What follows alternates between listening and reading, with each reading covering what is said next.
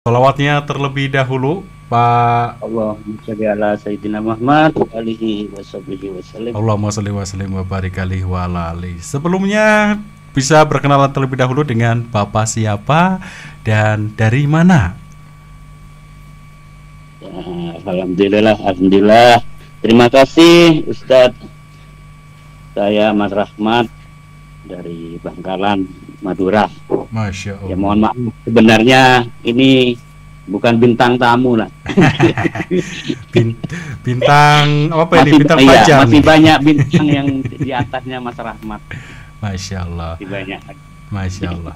Masya Allah. Baik. Cuman hanya kebetulan saja Allah berikan kesempatan melalui Bunda Yunita untuk membersamai radioku dalam mengisi acara rutinan malam Jumat di acara Cahaya Salawat ini. Masya Allah. Nah, Papa Rahmat ini bukan hanya menjadi bintang, tapi menjadi cahaya bagi sahabat-sahabat radioku dan juga sahabat sholawat dimanapun berada pada malam hari ini. Masya Allah. Pak Rahmat, apa kabar, sehat? Ini alhamdulillah sehat. Ini kebetulan tadi saya juga baru kembali pulang kerja jam 8-an ini. Dan alhamdulillah tadi masih bolak-balik. Ya, cuman masih diberi kemudahan semuanya. Amin. Terima kasih atas doanya. Alhamdulillah saya sehat. Amin. Bukan Bapak ini, Mas Rahmat ini. Oh, Mas Rahmat. Nggak apa-apa. Biar lebih akrab aja ya, Mas Rahmat. Baik. Sebelumnya mohon maaf, bisa on cam terlebih dahulu. Kameranya bisa dibuka, Mas Rahmat. Siap.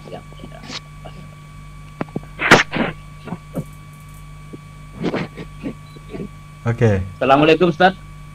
Kameranya bisa dibuka, kameranya. Itu kan ada kan di menunya ada gambar video, gambar kamera bisa diklik. Jadi biar saya lihat langsung Mas Rahmat dari sini. Biar bukan hanya suaranya saja. Oh, sudah. Baik, Masya Allah. Benar. Masya Allah. Ini mah udah Bapak ini, jangan Mas. Aduh, saya jadi kurang adab sama Bapak Rahmat ini. Baik, Masya Allah. Pak Rahmat sehat ya? Alhamdulillah malam hari ini. Alhamdulillah. Mudah-mudahan Ustaz juga sehat. Amin. Sebelumnya kami ucapkan terima kasih sudah bersedia berkenan atas waktunya malam hari ini. Kita minta waktunya sebentar untuk kita ngobrol lah sedikit-sedikit tentang masalah sholawat nih. Sebelumnya Pak Rahmat ini kenal camp sholawat dari mana nih Pak? Kan dari Madura nih kan, camp sholawat ini kan lahir di Bogor, tapi kok bisa sampai Madura gitu? Nah, ini mungkin karena Allah menakdirkan bisa bertemu dengan camp sholawat. Itu seingat saya waktu itu masih masa musim COVID. Iya. COVID itu kebetulan kami bergabung di camp istighfar. Maksud saya Riyadho Istighfar gitu. Sebelum bergabung dengan itu, dan kebetulan ada teman alumni dari SMP itu Sherling, kalau nggak salah Madura 11 kala itu, dan saya coba masuk ke beliau. Terus saya tanyakan ke sahabat saya itu, ini kok ada camp sholawat, apa sama dengan Riyadho Istighfar? Akhirnya masuk dan bergabung. Waktu itu saya nggak terlalu banyak menyimak, cuman saya simak materinya saja. Alhamdulillah waktu itu banyak admin yang memberikan bimbingan. Kalau nggak salah udah 3 waktu itu. Di antaranya yang awal pertama kali itu Ustadz Fahrir. Terus yang kedua Mas Boy. Baru Ustadz Hasim. Masya Allah. Kesan pertama yang terus? Kesan pertama yang Pak Rahmat dapatkan ketika bergabung di grup camp sholawat itu apa kesannya, Pak? Saya teringat apa?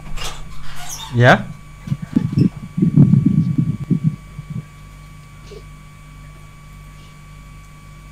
Kalau setoran awal, saya ingat almarhum Mm-mm. abah saya. Mm-mm. Setiap saya berpergian keluar rumah, dua kalimat yang kadang-kadang beliau sampaikan. Kalau dalam Samadura bilangnya begini, cek lepain cong, maca bismillah, kebanyakan salawat. Mm-mm. Artinya jangan lupa baca bismillah dan banyakin baca salawat. Mm-mm. Bilang itu almarhum. Akhirnya saya tergerak. Mm-mm. Lihat setoran awal di Madura 11 itu ada yang udah puluhan ribu, saya belum mencapai waktu itu. Mm-mm.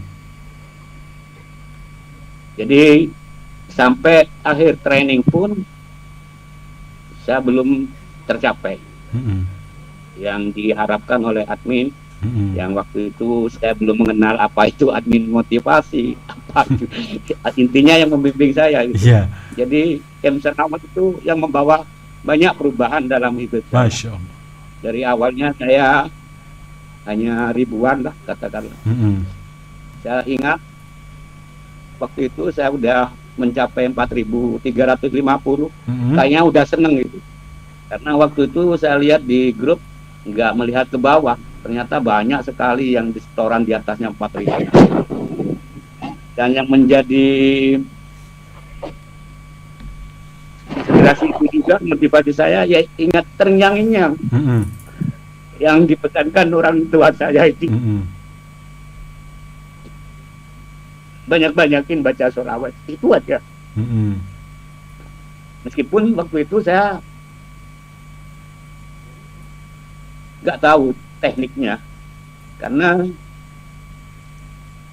rutinitas pekerjaan saya itu kadang pergi pagi pulang malam. Mm-mm. Jadi kadang-kadang murid itu jarang dilihat di ini. Karena penasaran ada yang dapat sertifikat, saya akhirnya bergabung lagi di Madura 12 selanjutnya. Mm-mm. Jadi saya bersyukur sekali Iya. dipertemukan oleh Kam Sholawat Mm-mm. yang telah didirikan oleh yang saya cintai, Haji Deni Yasin Afrianto. Mm-mm. Mudah-mudahan sampai sekarang Haji Deni tetap diberikan kesehatan, Amin, amin, dilancarkan rezekinya, amin, diberikan kesabaran, amin. dan insya Allah Sallallahu alaihi akan Muhammad. menjadi yang paling dekat dengan Rasulullah. Amin, amin, amin. Allahumma sholli alaihi. Baik, masya Allah. Masya Allah, luar biasa nih Pak Rahmat, kesan cerita yang membangun ya, luar biasa. Jadi dari awalnya diajak teman, kemudian kesan pertama adalah ingat kata daripada almarhum, kemudian almarhum hanya 2 pesan, baca bismillah dan memperbanyak baca sholawat, hingga akhirnya bisa bergabung terus sampai di training dan sampai sekarang bisa istiqomah dengan amalan-amalan sholawatnya. Baik Pak, sebelum kita akhiri ya wawancara kita di malam hari ini, apa saja sih yang sudah Bapak rasakan nih Pak setelah Bapak istiqomah mendawamkan bacaan sholawat ini, apalagi termotivasi dari wasiat lah ya istilahnya gitu kan, dari orang tua Bapak sendiri gitu Pak. Alhamdulillah, ya alhamdulillah. Banyak sekali yang saya rasakan Mm-mm. setelah istiqomah memperbanyak salawat itu. Mm-mm. Terakhir kali, kalau boleh saya sedikit cerita nih, Mangga, mangga. bulan yang lalu, Mm-mm. iya, ini memang kejadian-kejadian nyata yang kami alami sekeluarga, Mm-mm. baik dengan istri, anak, dan yang lainnya. Dan anak alhamdulillah sampai sekarang udah Allah berikan kemudahan semuanya. Amin, amin. Yang saya rasakan, yang saya bisa sedikit cerita, bulan yang lalu, tepatnya tanggal 6, Mm-mm. ini terus terang dari tengah ekonomi yang sekarang ini dan dampak kenaikan harga gitu, itu saya sama istri bilang, istri saya, kalau apa katakanlah SPP ya. Iya, Kalau iya, SPP. SPP anak saya yang di Pondok Tanfis masih belum dibayar. Terus apa ada rekening lagi juga. Ya saya bilang ya sabarlah, tetaplah terus istiqomah berdoa dengan yakin ya. Berwasilah juga iya, dan berselawat, perbanyak terus selawat gitu. Nggak taunya detik-detik terakhir tanggal 8 itu pas itu tanggal menjelang tanggal 10 tanggal 8 saya ingat. Nggak taunya saya sempat cerita pada Mas Boy. Wah, nggak taunya apa dapat WA gitu, kiriman WA bahwa saya salah satu penerima BSU. BSU ini ya apa biaya subsidi upah gitu, yang bisa diambil ke itu ke mana, ke kantor pos. Jauh hari sebelumnya saya cek, teman-teman udah banyak yang terima melalui dari rekening bank. Kebetulan saya udah kalau memang bukan rezekinya ya belum ya, saya bolak-balik ke salah satu bank dapat. Ya mungkin Allah memberikan yang terbaik dan tepat pada waktunya, betul.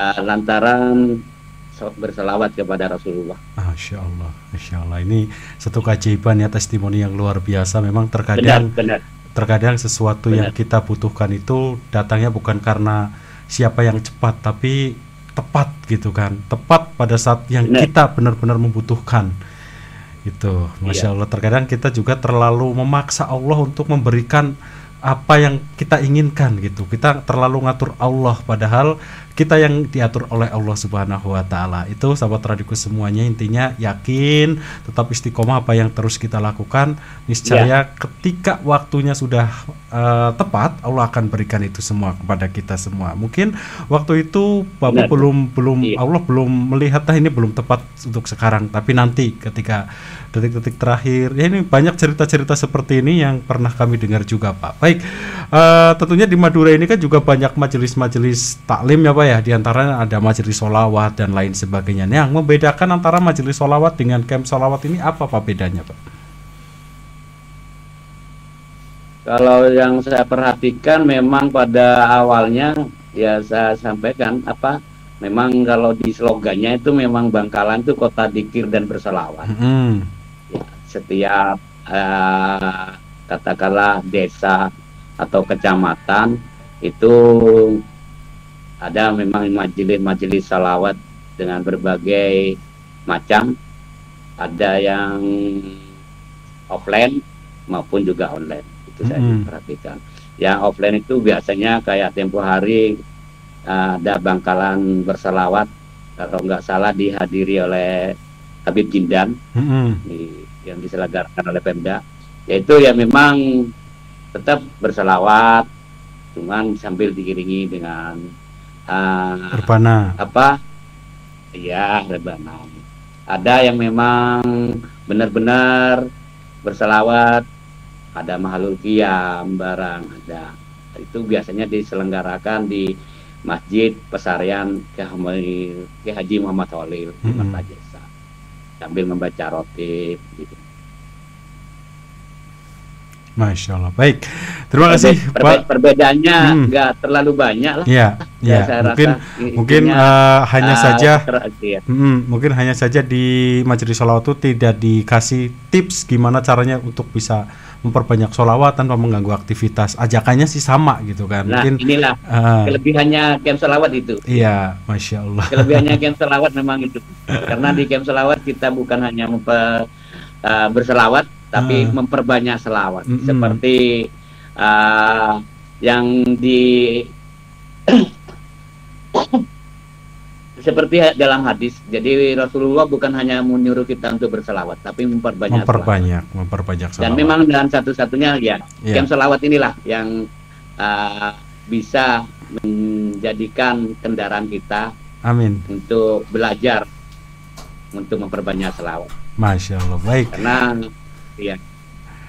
baik, terima kasih Pak Rahmat atas waktunya, sudah dibela-belain baru pulang kerja, udah sempat hadir di malam hari ini. Mudah-mudahan Bapak sekeluarga selalu diberikan kesehatan, panjang umur, murah rezeki, dan tentunya tetap istiqomah dalam ibadah dan juga salawat kepada baginda Nabi Muhammad SAW. Terima kasih Pak sekali lagi. Amin, amin. Assalamualaikum warahmatullahi wabarakatuh.